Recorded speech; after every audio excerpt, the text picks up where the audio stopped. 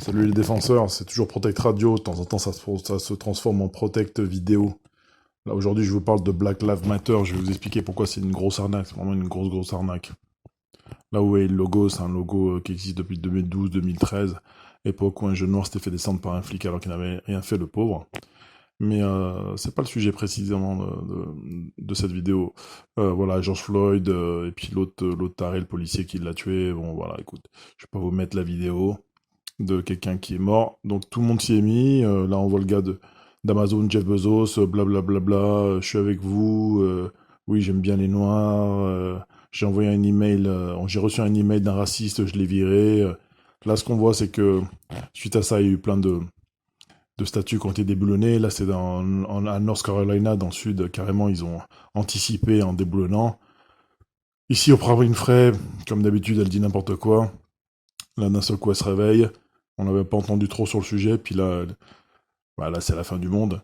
Celle-là, elle est pas mal aussi. Hélène Dégénère. On peut l'appeler dégénérée. J'adore les noirs. Mon chien est noir. On dirait qu'elle va pleurer. Enfin, ils aiment tous les noirs d'un seul coup, là.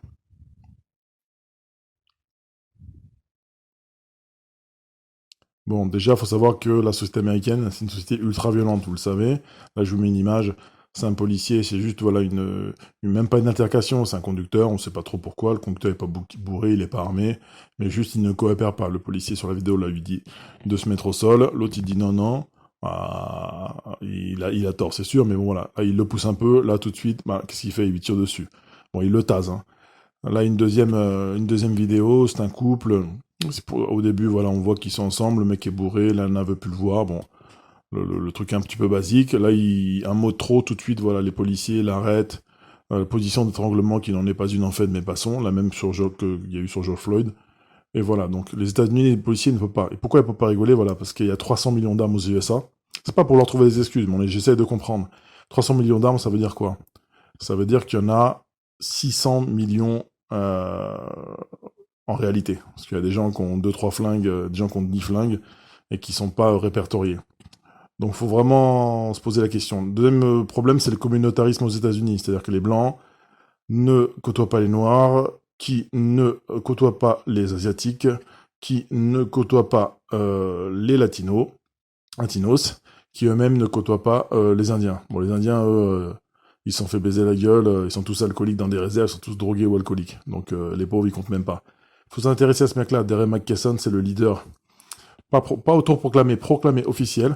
Voilà, c'est un activiste gay et activiste noir. Pourquoi je le précise gay? C'est que bah, il le dit dans toutes ses interviews. Donc c'est intéressant de s'intéresser à ce mec-là, s'intéresser à son financement. Le financement, voilà, ça commence à intéresser des médias même mainstream, hein, c'est pas la peine d'aller spécialement dans les médias complotistes, mais ils commencent à se poser des questions. Et quand on gratte, même pas en grattant, bah on voit qu'il y a George Soros derrière. Je vais pas vous faire l'affront de vous expliquer George Soros, qui est George Soros, mais bon, c'est quelqu'un qui a réussi dans les années 90 à faire exploser financièrement la Banque d'Angleterre et qui a dit quand même que c'est pas normal que la planète laisse une personne comme lui faire ce qu'il veut. Là, on est sur sa chaîne YouTube, c'est plus de 20 millions d'abonnés, donc on voit que c'est un truc énorme. C'est Open Society Foundation, donc c'est dans plus de 23 pays, c'est des milliers d'ONG, donc 3 fois sur 4, quand il y a une ONG qui vous paraît sympa ou pas, bah c'est lui. La question qu'il faut se poser, c'est à qui profite le crime? Voilà, à qui profite toute cette violence généralisée? Parce que bah, c'est ce qui arrive. Là, c'est en France, même si c'est pas par rapport à George Floyd ou pas, mais voilà, des policiers qui se font taper, des policiers qui tapent les gens, ça devient du grand n'importe quoi. Faut qu'on essaye de pas se faire avoir par ces Américains, parce que nous, pour l'instant, on essaye de lutter contre le communautarisme. Faut ouvrir ses oreilles, faut surtout bah, se servir de son cerveau, ouvrir ses yeux pour voir ce qui se trame. C'est pas très difficile, pas la peine d'avoir un troisième œil pour comprendre tout ça. Bon, c'était une petite vidéo assez courte. Euh, Si ça vous plaît ou pas, abonnez-vous quand même. Et puis mettez des commentaires. Ciao.